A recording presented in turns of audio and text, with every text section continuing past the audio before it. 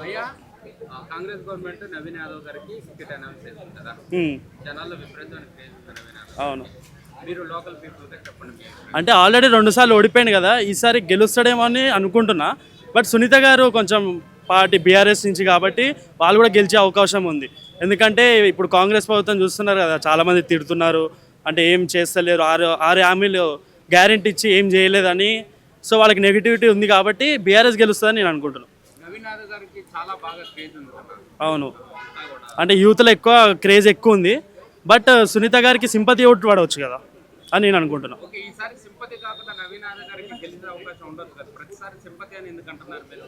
అంటే ఆల్రెడీ ఒకసారి కాంగ్రెస్కి ఛాన్స్ ఇచ్చారు కదన్న, అంటే వాళ్ళు నిరూపించుకోలేదు. 2 ఇయర్స్లో చాలా ఇబ్బంది పడ్డారు. హైడ్రా అని ఈ వర్షాలు పడినప్పుడు ఇల్లులు కూలిపోవడం కానీ, ఇంకా ఈ మూసీ నది కాడ ఉన్న ఇల్లులన్నీ కొట్టుకోవడం కానీ వాళ్ళు చూసుకోలేదని ప్రజలని అనుకుంటున్నారు. సో అందుకనే కాంగ్రెస్ ప్రభుత్వం రావద్దని అనుకుంటున్నారు నెక్స్ట్ వచ్చే ఇయర్స్లో కూడా.